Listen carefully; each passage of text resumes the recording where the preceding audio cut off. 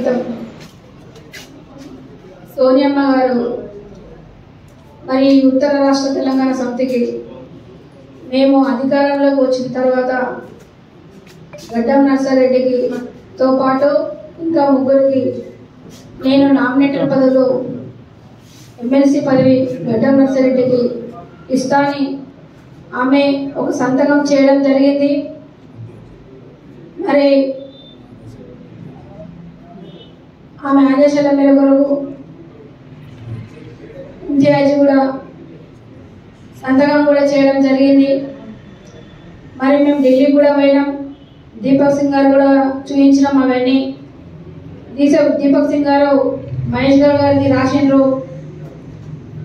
మరి అట్లా హైదరాబాద్కి 4 సార్లు పోయినాము. అన్న మాకు బాధంతా సోనియమ్మ రాసిచ్చినది సంతకం ఉంది, లెటర్ ఉంది. ఢిల్లీ నుండి కూడా మేము పోయి వచ్చినట్టు కూడా ఢిల్లీ నుండి కూడా లెటర్ వచ్చింది, నీకు వచ్చింది, మాకు వచ్చింది.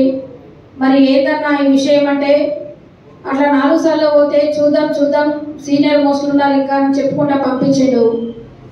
మరి నేను మొన్న శనివారం నాడు నేను లేను, కరీంనగర్ పోయినా.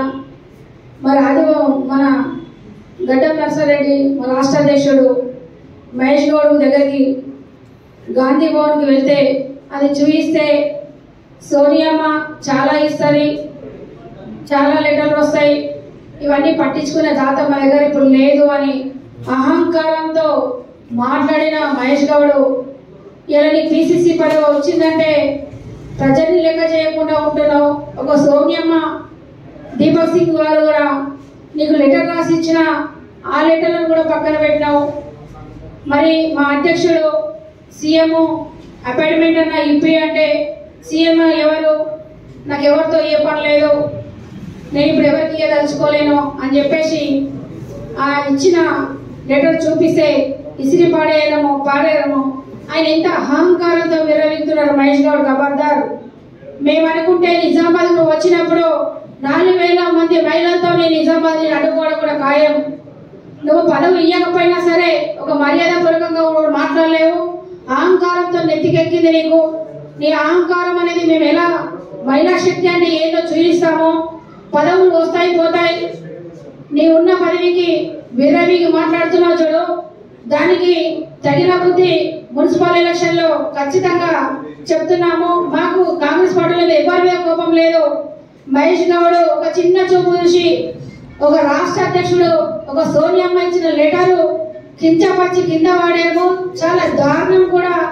దీపక్ సింగ్ మేడంతో కూడా ఆమె డైరెక్ట్ మా ముందర ఢిల్లీలో కూడా మెసేజ్ పెట్టడం జరిగింది. ఆయనకి పెట్టినా కానీ లెక్క చేయకుండా మరి ఇట్లా డబ్బులకు అమ్ముడు పోతున్నారా, డబ్బులు తీసుకొని పదవులు ఇస్తున్నారా? మరి ఆ విషయం మాకు చెప్తే మేము కూడా డబ్బులు ఇచ్చి ఆ పదవి అధ్యక్షుడు తీసుకుంటుండే కావచ్చు. మరి నువ్వు డబ్బులు ఇక్కడ అరుంధతి మేడం ఉందని చెప్పేసి నువ్వు అడగకుండా ఆయన పదవి ఇవ్వకపోవడం కూడా కరెక్ట్ కాదు. నువ్వు డబ్బులు ఆశించి కూడా పోస్టులు ఇస్తున్న వాళ్ళు కూడా మా దగ్గర కూడా ఇంటిమేషన్ ఉంది. అది ఎప్పుడో త్వరలోనే బయటపడుతుంది. బయటపడినాడు నేను అడ్డుకోవడం కూడా ఈ ఉత్తర తెలంగాణ రాష్ట్రం నుంచి కూడా డిమాండ్ చేస్తున్నాను.